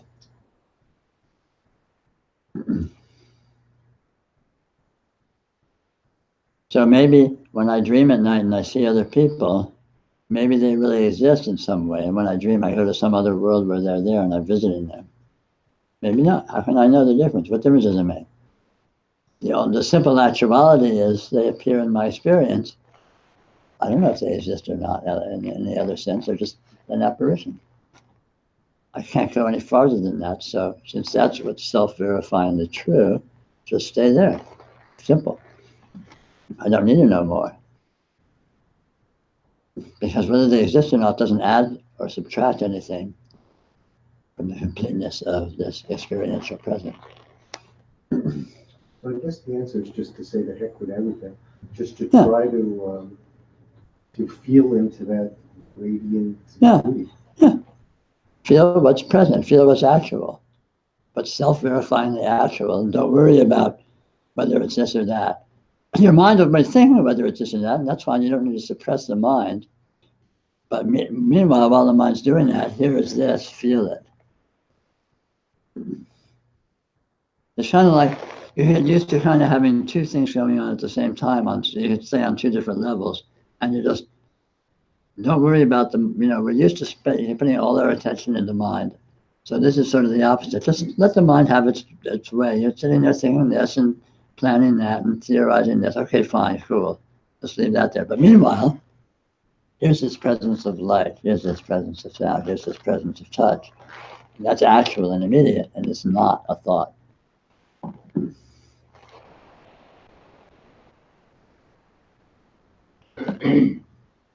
So it's like that saying, the map is not the territory. We're looking at the map and instead of the territory, right? So you're just experiencing. Yep. That's it.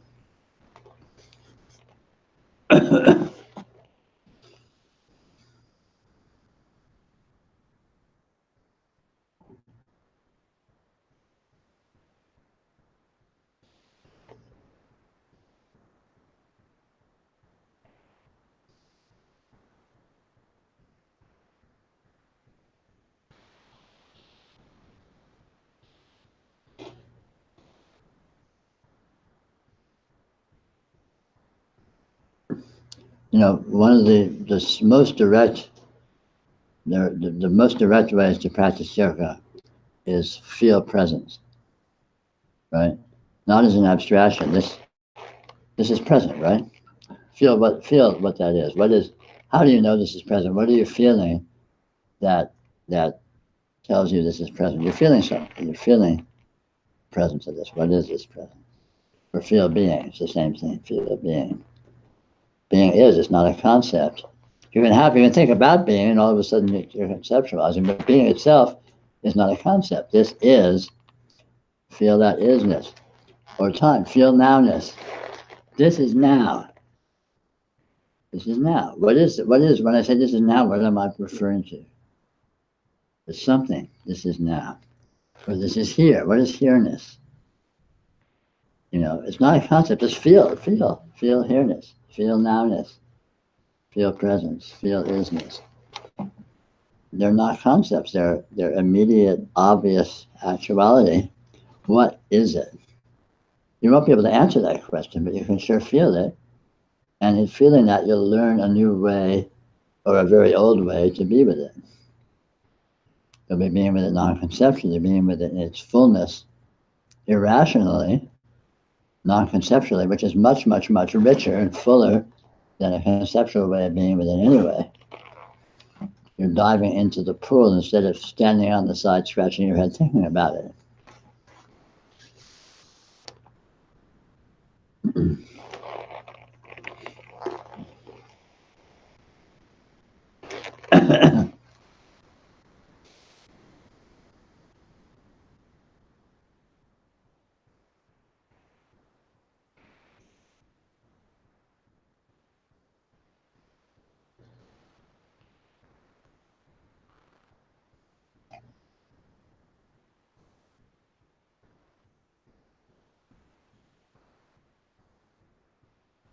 Peter, this might be a little off topic, but since no one else is asking any questions, on one of your links, I was looking at a few weeks ago about a guy.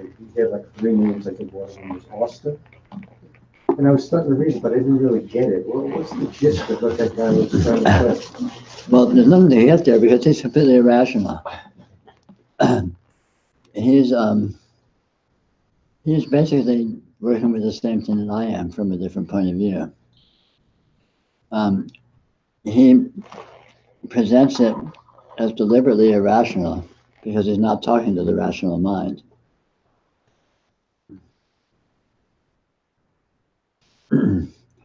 So that's the gist. Do you suggest that it might help me if I go back and try and read it? I don't know. You might or might not. Anything might help, anything might not. It has more to do with you than with it. It has more to do with, you know, your what's accessible to you. I mean, the trick is try to find something that has some juice or some spark or some wow factor to it, and be with that, explore that. And don't worry too much about trying to make sense of things or figure them out or being able to, you know, get a handle on what's going on. I mean, that's fine. You'll find yourself doing that anyway because that's what the mind does and you won't be able to stop it. But don't give that too much attention. That's not important one way or the other. Just look for something that has this, whoa, little wow factor. That's where the juice is.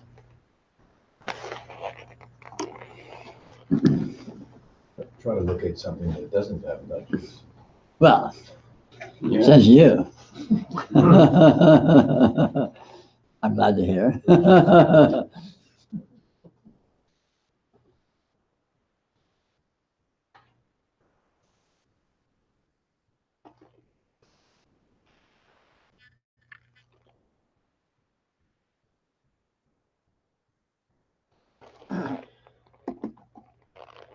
I mean, that's the trick of it. You find anywhere where there's just some wow factor, And as you become more familiar with what that is, you begin to find it more and more places until you can't find anything but. And then you're looking, trying to find some dullness. What happened to my boredom? I've lost my boredom. This is terrible. Life sucks. Not boring and dull anymore. Boredom can't even be what it was. I know, right? One of my favorite things to do now is to go sit in the doctor's office waiting, you know? Oh, yeah.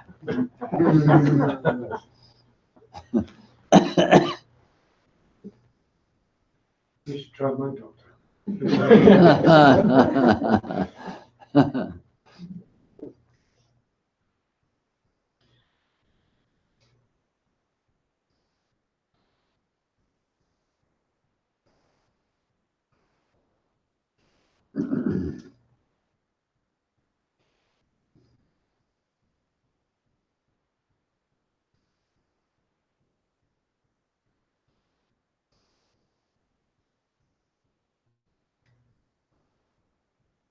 I have a mundane question. Sure.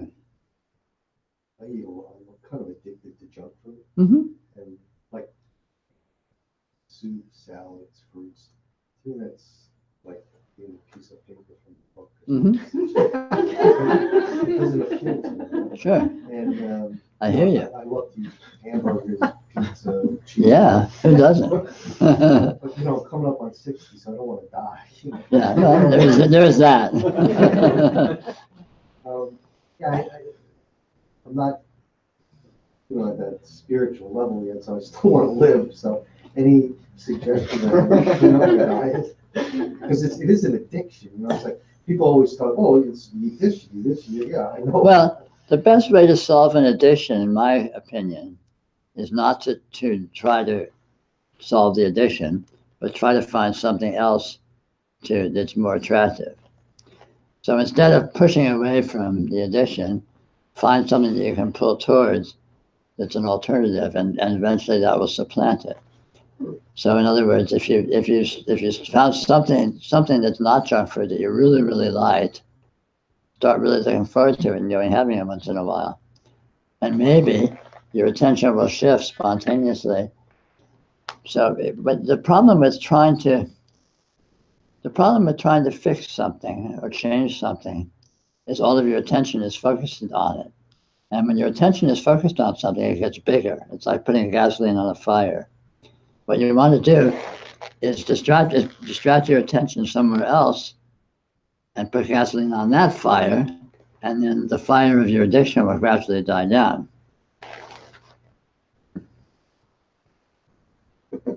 So if you try and find something else that's less junk food in this instance, that somehow rings your bell, you take advantage of that and really try to sort of cultivate a fascination with that. And as you do so, your distraction of that will gradually diminish your attraction to the other thing. I mean, it's actually very similar to what we're talking about today with yoga. It's the same thing. You don't need to extricate yourself from interpretation. Just notice how delightful direct, uninterpreted experience is, and that very enjoyment will draw you to it. And as you get drawn to it, you're progressively giving less and less attention to the interpretation.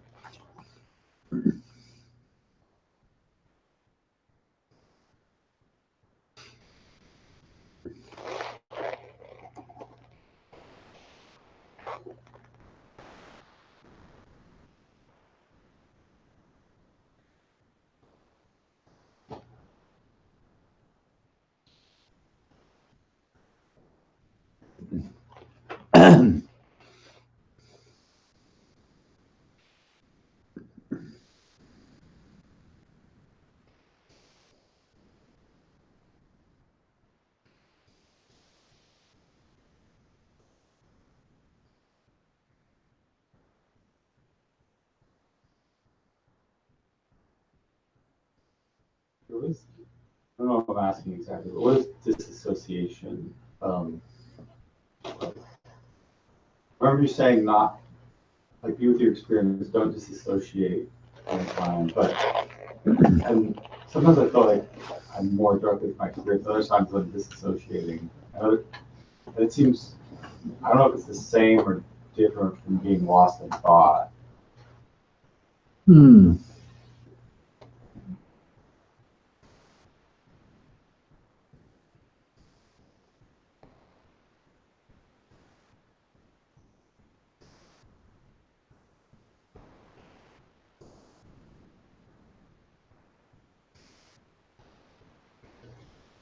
Um,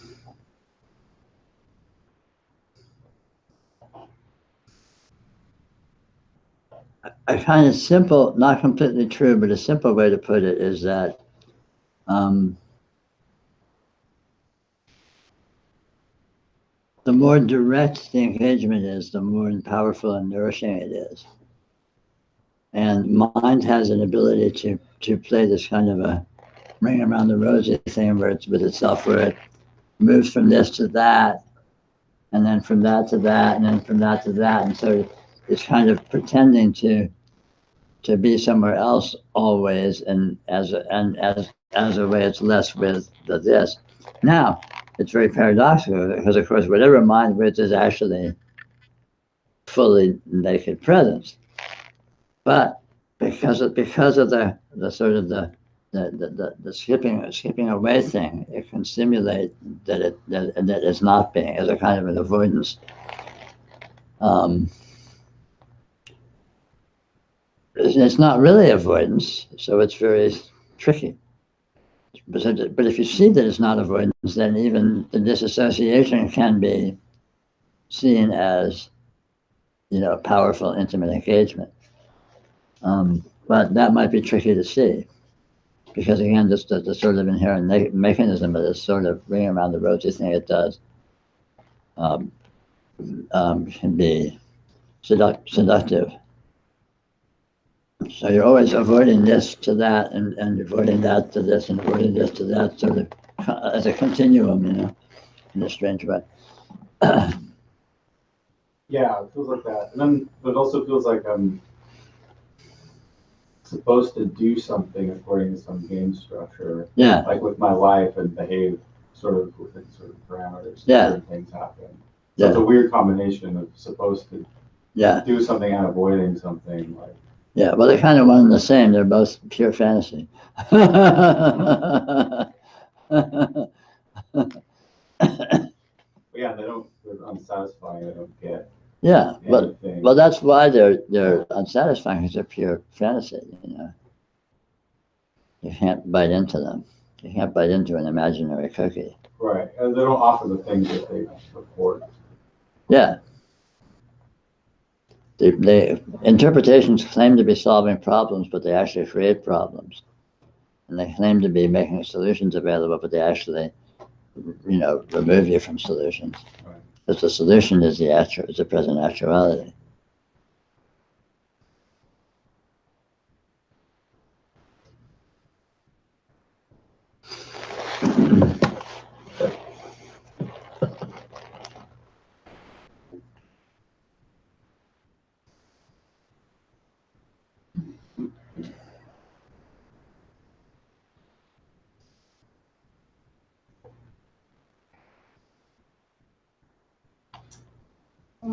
Okay, so I have interesting and all that and everything else, but it's it feels like you can bite into the imaginary.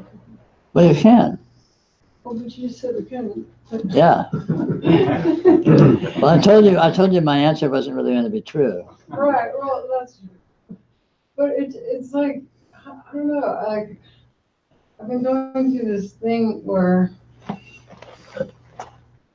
like, I can go and I can get the cookie and I can eat the cookie, or I can just sit here and I can imagine the cookie and have it was just as great, if not better high. Yeah. So it's like, why the hell get up and go get the cookie? Yeah, sure. Because I'm having the same experience. So like, I'm living in paradise, but I don't. Yeah. That's right. Just sit. Yeah, but see, that's a high watermark. That's because the thing is, imagination is not imaginary. That's the trick. Imagination is not imaginary. When you see that, then when you're in imagination, you're in raw experience, and it's fully satisfying.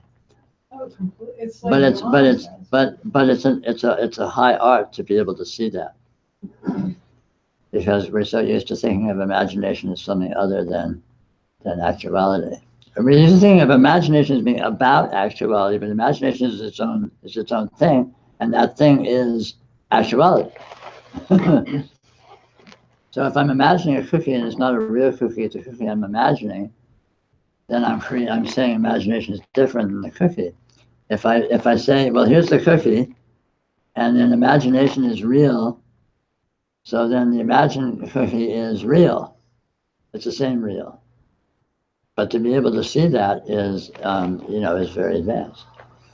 Well, it's a thought that comes after that makes me go back to kindergarten, is like, it's that I should be like getting up and going, and not only getting the cookie, like getting the ingredients and making the cookie and making a really good cookie that's even better than that cookie. Sure. Yeah, it's all that bullshit that comes after that. Yeah. So and all of a sudden, see there you're off and running. Because that's supposedly about. See, the culprit, the enemy is about. When you think a thought is about something, or an imagination is about something, then you're castrating it. You're cutting it off. You're denying its actuality and saying the actuality isn't what it's about. So if I say I'm thinking about this drink, then all of a sudden I'm saying the drink is the real thing and the thought is just some vague aboutness.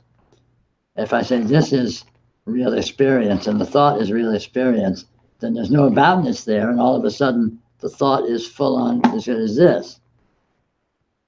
But as soon as aboutness comes in, I'm creating a second-class citizen. I'm saying that the concept is of this. And so when you imagine the cookie and you're imagining you're eating it, you're just with the actuality of imagination. When you start thinking about making a cookie in the real world, all of a sudden you're saying that, oh no, the thought's not real enough. I want the real thing. So you're denying the reality of the thought, which makes it all of a sudden less satisfying. So then you have to go with the real cookie, which is more work. If you wouldn't deny the reality of the thought, then you wouldn't need to hit the real cookie, and you'd be happy as a pig in shit. Yeah. Gosh. I'm actually coming back. Yeah. Well, I mean, that's the important part. The departing doesn't matter. It's the returning. It's everything. Right. Forgive yourself for departing, but celebrate the return. That's the goal. Yeah. I didn't follow that thread. Can you? Imagination is real? Imagination is actual. Imagination is real imagination. Imagination is real experience. But as soon as you think imagination is about something else, you're denying the reality of the experience and saying it's just so it's referring to something else that is more real than the imagination. So a dream is real experience. A dream is fully as real as this. If I look very, very closely at my experience, I cannot tell for sure whether or not I'm asleep dreaming this or I'm here in the waking world. How could I tell the difference? Maybe my alarm's going to go off and I'm going to wake up in a few minutes, right? How could I know? Mm-hmm. But if I say, oh, this is the real world and last night I dreamed about it, that about makes that I'm denying the reality of the dream, and then it's just a dream, whereas this is the real world. So that aboutness creates levels of reality of where this is less real and this is more real, where they're not actually those levels. Experience is just experience. It's not ever more or less real.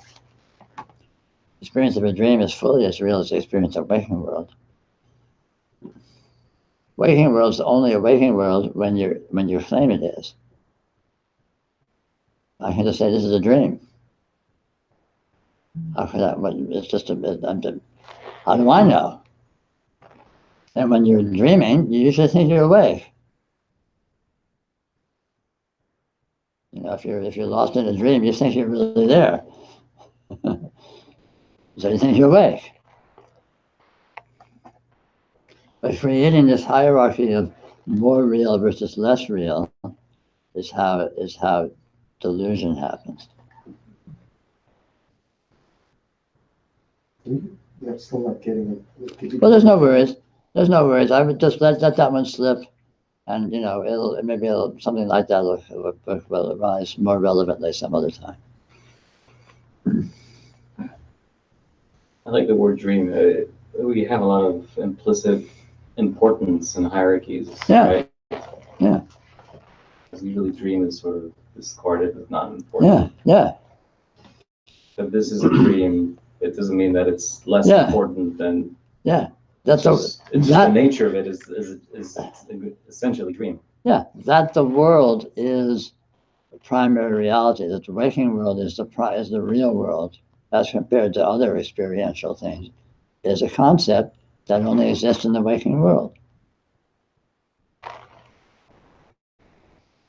And it's only a concept. Waking world is fully real experience. Dream is fully real experience. Deep sleep is fully real experience. There's no hierarchy there. It seems like in a debate, sort of the dream is used as a way to discard the engagement in this, the need to engage in the world. Yeah, but you can be in the waking world and be not engaged. I mean,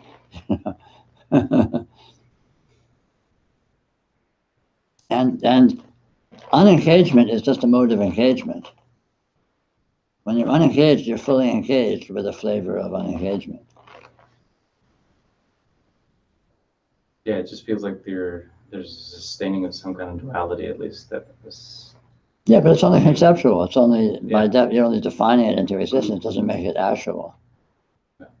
It's just a stance. It's a philosophical stance.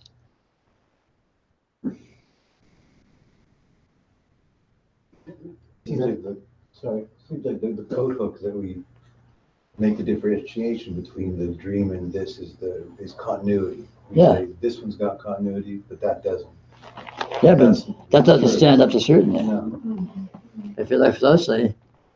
It's like if you went to sleep at night and your dream picked up where it left off the night before, then you really have no way of knowing which was which. But we put the pseudo continuity onto this one. Yeah. That it doesn't have. It doesn't have it. It does not have it if you look closely. Yeah. The other code hook, let's say, is where my mind goes to obviously we're using metaphors, but is that, well, in this dimension of quote unquote physical reality, let's say, the cookie's not going to sustain this material existence. The real thought-based imaginary cookie that now I'm saying is real and it's just as satisfying. And it goes, but wait.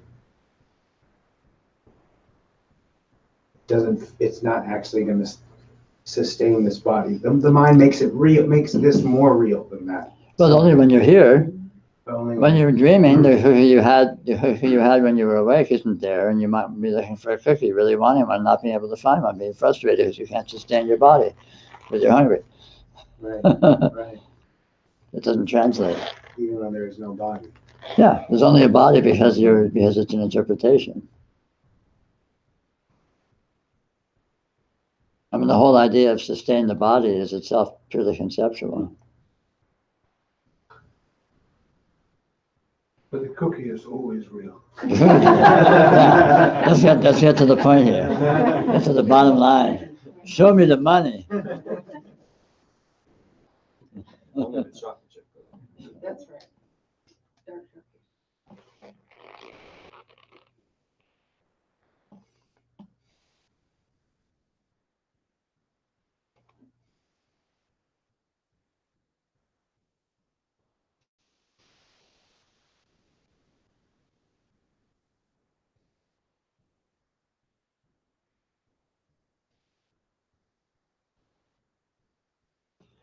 You know what we've been sort of skirting around for the last few minutes is that there's no hierarchy of reality. Real is real, and there's no less real.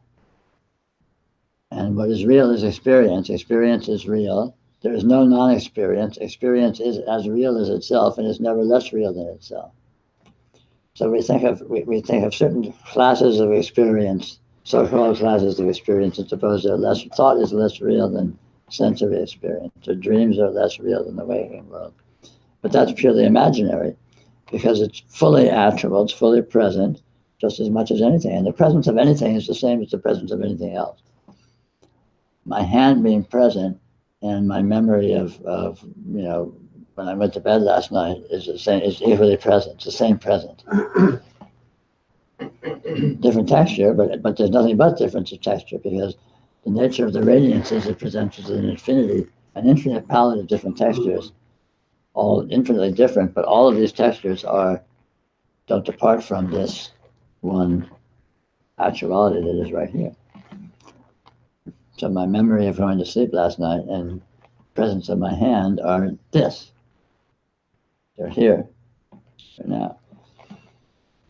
And it's the same here, the same now, the same this, even though it seems to have all this difference of textures and so on and so forth. But that's what we got. That's how it is here in the Bay City.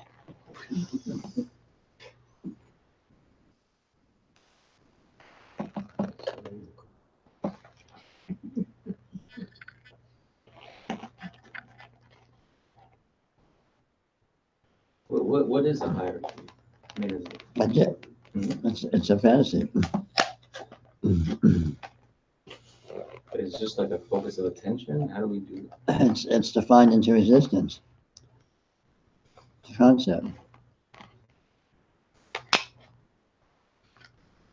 What is anything? I mean, basically you can't find anything. So anything that you think is a something is imagined to be that. You cannot find anything. In the most fundamental, powerful sense, you cannot find anything. If you can find something, you're imagining it. Generalize. Well, yeah, through generalizing, through all the mechanisms of interpretation. Generalizing, simplifying, partializing, so on and so forth. But in fact, as your yoga advances, this is what you look for. You look for anything that seems to be something, and that's your target. You shoot for that. Of course, when you're starting yoga, everything seems to be something. So it's like shooting, fish in a barrel to start anywhere. But as your yoga progresses, after a while, you'll live in a very strange world where there's just this, but then there's a few things. So those things are your targets. It's like, and eventually you end up in a world where there's no things at all. And that's what realization looks like. There's no things, there's no events. They haven't gone anywhere. They just aren't things and aren't events.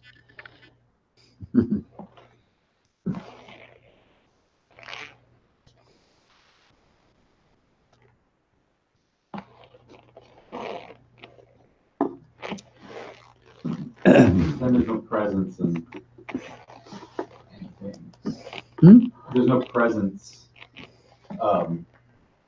Even that,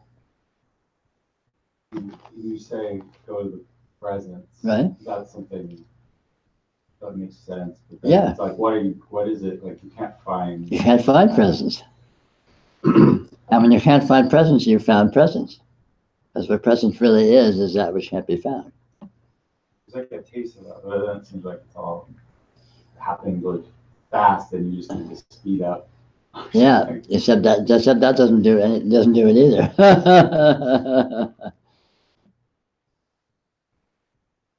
In Dzogchen, they say this. They say that a lot. It's a wonderful thing. It sounds like a riddle and a joke, but it's actually profoundly true. Which is, when you look for anything and you don't find it, you've found it.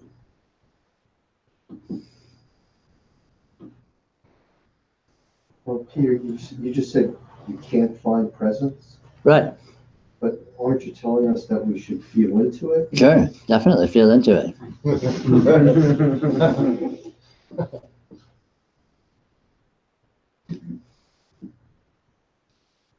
If there seems to be an it to feel into it.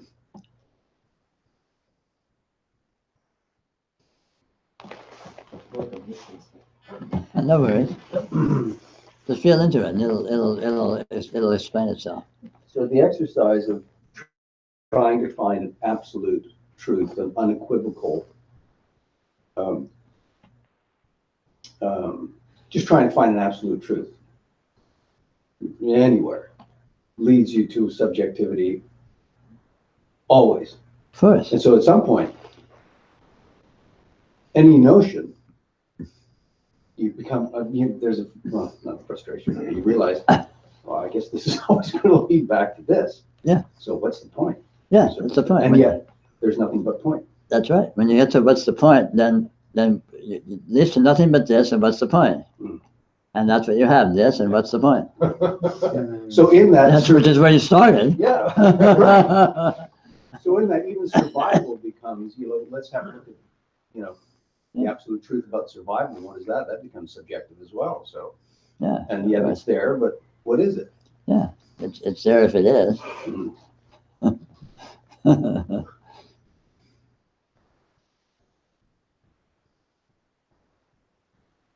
It's amazing how close the looking has to be, though. Yes. Yeah. Yeah.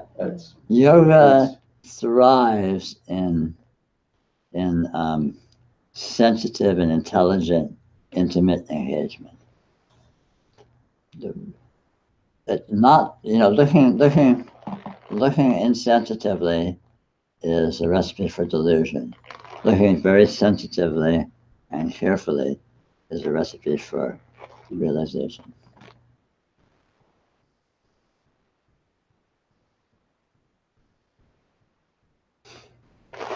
Well, Peter, I think I figured it out. All right. No, so you can't find presence, that's true. Yeah. You can only be presence. Sure. But you can't find the being of the presence because it's not a thing that you can find. It doesn't go away, but you can't find it. Because it's not just some simple thing sitting here like a lump.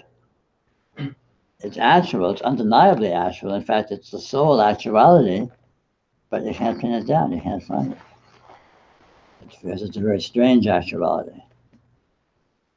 What's here, radiant presence is completely actual, it's completely explicit, but it's a very strange thing because you can't actually find it, even though it's completely obvious. Kind of like now. Kind of like now, kind of like here, kind of like any fucking thing whatsoever. And on that note, why don't we take a lunch break for lunch? Cookies. Yeah. Yeah, I was imagining.